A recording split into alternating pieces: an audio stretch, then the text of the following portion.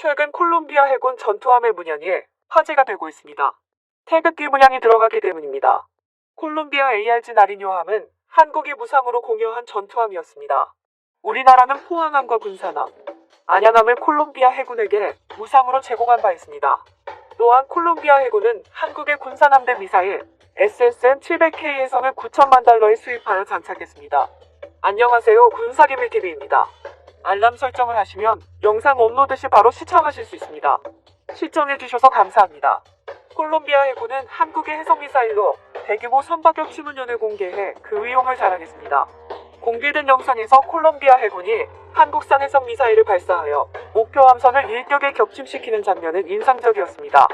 최대 사거리가 150km에 달하는 해성 대함미사일은 북한군 유도탄 고속정에 탑재된 스틱스 대함미사일에 비해 4배 이상의 긴 사거리를 가지고 있고, 또한 레이더 탐지를 피하기 위해 수면에서 5m 정도의 저고도로 무리를 스쳐 날아가는 해면 밀착 비행 즉시 스키밍 기능을 갖추고 있습니다. 이 밖에 제공격 기능도 가지고 있어 전 세계 대함미사일과 견주어 절대 뒤지지 않는 위력을 갖추고 있다고 평가받고 있습니다. 이 해성 미사일의 위력은 콜롬비아 해군의 전투력을 증강시켜 주었습니다. 최근 콜롬비아 접경국 베네수엘라 독재자 마두로의 횡포가 심해지고 있습니다. 베네수엘라는 마두로의 독재로 인해 엄청나게 많은 난민들이 생겨나고 있습니다. 마두로는 콜롬비아 국경에 거의 정군을 배치해서 군사적인 긴장과 충돌을 유도하고 있습니다. 이 때문에 콜롬비아는 국방력을 더욱 강화시키려 하고 있고, 중남미 국가 중에서 GDP 대비 가장 많은 국방비를 쓰고 있습니다. 지금 현재 한국은 콜롬비아에 가장 큰 도움을 주고 있는 나라입니다.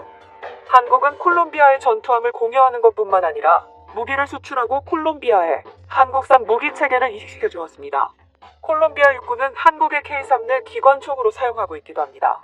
한국이 콜롬비아를 가깝게 대하는 데는 특별한 인연이 있습니다.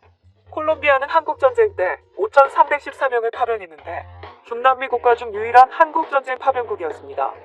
이 같은 인연은 군사적 지원뿐만 아니라 경제적 협력에도 이어졌습니다. 콜롬비아는 총 16개국과 FTA 관계를 맺고 있는데 2016년 아시아에서는 처음으로 한국과 FTA를 맺었습니다. 콜롬비아는 한국과 닮은 점이 많습니다. 콜롬비아는 한국과 비슷한 인구를 가지고 있으며 영화와 게임, 대중음악 등 문화산업 분야의 강점이 있다는 비슷한 점을 가지고 있습니다.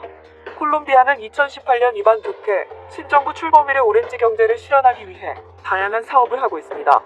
4차 산업을 표방하는 콜롬비아 오렌지 경제의 핵심은 영화 드라마와 같은 문화산업이었습니다. 한국은 이미 드라마, 영화, K-팝 등 다양한 문화산업에서 중남미뿐만 아니라 전 세계로 수출하는 콘텐츠 강국입니다. 콜롬비아 젊은이들도 BTS를 비롯한 K-팝 스타들에 열광하며 한국의 엔터테인먼트 산업을 배우겠다고 하고 있습니다. 한 콜롬비아 FTA가 발효된 지 3년이 지나면서 발효 이전 12억 달러 수준이던 양국 교역액도 커지고 있습니다. 지난해 18억 달러 약이 조천 350억 원로 3년 새 50% 증가했습니다. 우리는 주로 휴대폰이나 자동차 부품, 승용차를 수출하고 유연탄과 커피, 원유를 수입하고 있습니다. 최근 한국의 기술력은 콜롬비아의 일상을 변화시켜주고 있습니다.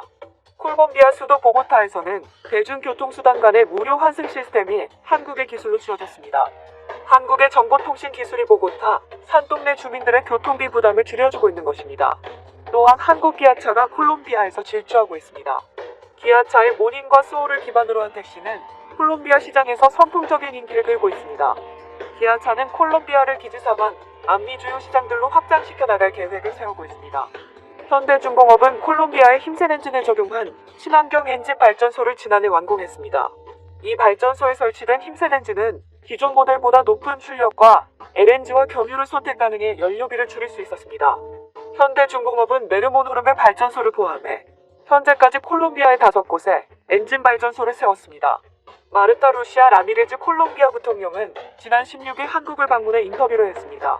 지난 5월 이낙연 국무총리의 콜롬비아 방문에 대한 답방이었는데, 그는 한국전쟁 당시 중남미 국가 중 유일하게 참여한 콜롬비아는 한국과 형제와도 같은 나라라고 했습니다.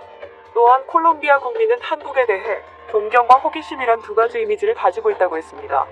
한국은 전쟁이란 역경을 이겨내고 경제 규모 세계 10위권의 발전된 나라를 만들었고, 특히 세계적인 IT 강국으로 거듭나다는 것이었습니다. 한국은 짧은 시간에 눈부신 발전을 이뤄냈다고 진심으로 존경하는 마음을 가지고 있다고 했습니다. 콜롬비아는 세금을 면제하는 특구를 만들었다며 한국 기업들이 이곳에 들어와 5년 동안 세금을 내지 않는 특혜를 누릴 수 있기를 바란다고 했습니다. 이렇게 콜롬비아는 한국과 더 많은 경제 협력을 원하고 있습니다. 한국은 과거에 콜롬비아의 도움을 받았지만 이젠 콜롬비아를 도와 국방력 강화와 경제 성장에 힘을 주고 있습니다. 해성 대함미사일 개량 사업. 한국형 대함미사일 SSM-700K 해성의 성능 개량이 추진됩니다. 국방부 관계자는 2020년 10월부터 2021년 4월까지 성능 개량을 위한 선행 연구, 조사 분석이 실시된다고 밝혔습니다. 관계자들은 SSM-700K 해성의 성능 개량 방향성은 먼저 사거리를 늘리고 유도 시스템을 개선해 치명성을 향상시키는 방향으로 진행될 예정이라고 합니다. 지금부터 널리 알려지지 않았던 SSM-700K 해성의 성능부터 시작해 어떠한 부분이 개량될 수 있는지에 대해 분석해보고 일본의 17식 대함미사일과 비교해봅니다. 한국형 링크 완성형 개발 사업. 한국 공군은 링크 16을 사용하고 있는데 그 관리 주체가 미국 공군이므로 한국 공군은 매일마다 암호 코드를 받아서 사용하고 있습니다. 만약 미국 대통령이 마음먹으면 하루 만에 한국 공군을 마비시킬 수 있음을 의미합니다. 더욱이 미국의 이익에 따라서 갑작스럽게 링크 16 성능 개량 사업을 강요받았고 그 덕분에 한국 공군은 2025년까지 급히 성능 개량을 수행한다는 사업안을 마련할 수밖에 없었습니다. 그나마도 미국 공군은 2023년에 기존 링크 16 사용을 중단할 계획이므로 개량이 적용되지 못한 한국 공군 전투기들은 링크 16을 사용할 수 없게 됩니다. 이렇게 링크 16 종속이 문제가 됨에 따라 제126회 방위사업 추진위원회를 통해 한국형 합동전술 데이터 링크 체계 개발이 의결되었습니다. 여기서 한국형 합동전술 데이터 링크 체계 완성형 개발 사업은 2020에서 2026년 사이에 총 사업비로 약 3,200억 원을 투입해 링크 16을 대체할 수 있는 데이터 링크 체계를 개발하는 사업입니다. 특히나 한국형 합동전술 데이터 링크 체계 기술을 기반으로 KDDX의 핵심인 한국형 CEC가 개발될 예정이므로 양자는 아주 밀접한 관계를 가집니다. 자세히 분석해봅니다. 한국의 최신 수상함 기술 제126회 방위사업 추진위원회를 통해 KDDX용 전투체계 개발 사업과 함께 한국형 합동전술 데이터 링크 체계 개발이 의결되었다. 여기서 KDDX용 전투체계는 탄도미사일 탐지 및 추적, 대공전, 대함전, 대지전 등의 임무 수행에 필요한 능동 위상 배열 레이더와 전투지휘 체계 및 무장 통제 시스템을 의미합니다. DDX용 전투체계의 사업기간은 2020에서 2030년이고 총 사업비는 무려 6,700억 원으로 상당히 엄청난 개발비에 해당합니다. 개발비가 폭증한 것은 바로 해상 탄도미사일 요격 능력을 확보함은 물론 포함 마스트 등의 신기술이 적극 사용되었기 때문입니다. 한국을 대표하는 수상 전투함 기술을 분석해봅니다. 국내에서 수행 중인 음향 스텔스 기술 중에는 일부 선진국에서만 진행 중인 CFRP 복합제 프로펠러 개발 사업이 있습니다.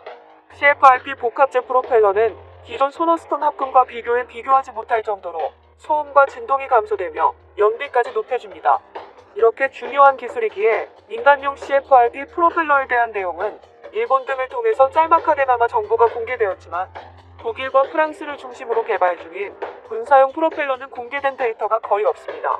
그래서 현대중공업과 국내 연구업체들은 독자적으로 군용 함정과 민간 선박에 적용할 수 있는 CFRP 프로펠러 개발 및 실선 적용을 위한 연구를 진행했으며 현재 직경 2.0m급 프로펠러를 개발하는 데 성공하였다. 본 영상은 유튜브 채널 군사기밀TV에서 제작하였으며 도움이 되셨다면 좋아요와 구독하기를 눌러주세요. 알람 설정을 하시면 영상 업로드 시 바로 시청하실 수 있습니다. 시청해주셔서 감사합니다. 다음 영상에서 만나요.